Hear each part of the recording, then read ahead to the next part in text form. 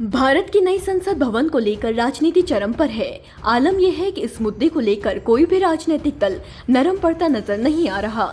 तमाम तरह के मुद्दे उठाए जा रहे हैं। हर दिन एक नई कहानी सुनने को मिल रही है।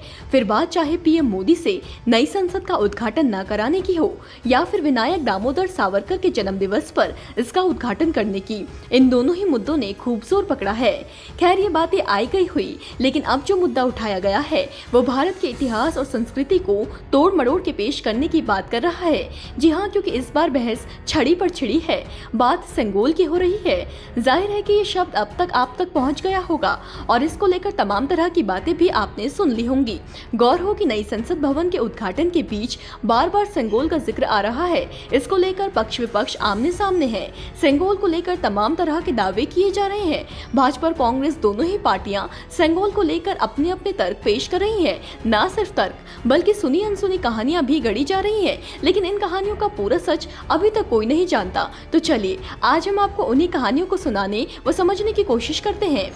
28 मई को होने जा रहे नए संसद के उद्घाटन समारोह में सेंगोल को स्थापित किया जाएगा। इस बात की घोषणा गृह मंत्री अमित शाह ने एक प्रेस कॉन्फ्रेंस में की थी।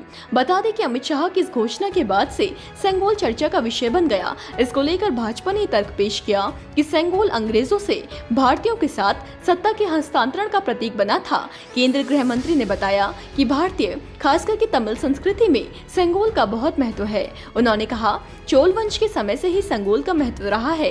इस सेंगोल को नई संसद में रखा जाएगा। प्रधानमंत्री मोदी इस सेंगोल को स्वीकार करेंगे और इसे स्पीकर की सीट के पास रखा जाएगा। अमित शाह ने प्रेस कॉन्फ्रेंस के दौरान सेंगोल के महत्व के बारे में जानकारी दी और बताया कि नई संसद भवन के उद्घाटन के शुभ अवसर पर सेंगोल की ऐतिहासिक परंपरा को फिर से शुरू किया जाएगा। उन्होंने बताया कि इसके पीछे युगों से जुड़ी हुई एक परंपरा है। सेंगोल का मतलब है संपदा से संपन्न। इसे राजदंड भी कहा जाता है।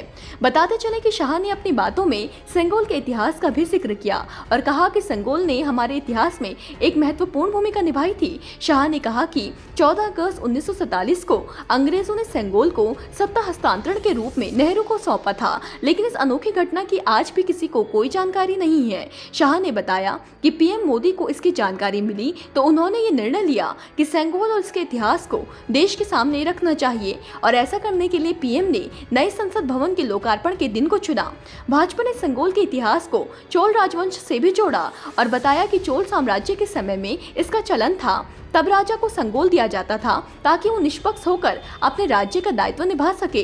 देखिए, ये संगोल को लेकर पूरी कहानी भाजपा की ओर से सुनाई गई है, लेकिन गौर करने वाली बात यह है कि इस कहानी को कांग्रेस ने सिरे से नकार दिया है।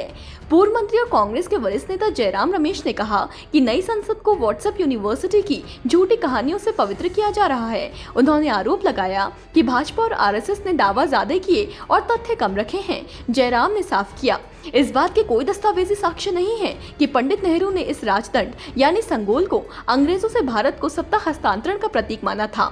इस बारे में जो भी दावे किए जा रहे हैं वे सब फर्जी हैं। ये कुछ लोगों के दिमाग की उपज है और अब इसे फैलाया जा रहा है।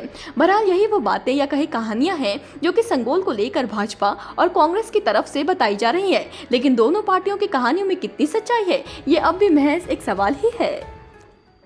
आज ही डाउनलोड करें देवभूमि इंसाइडर ऐप।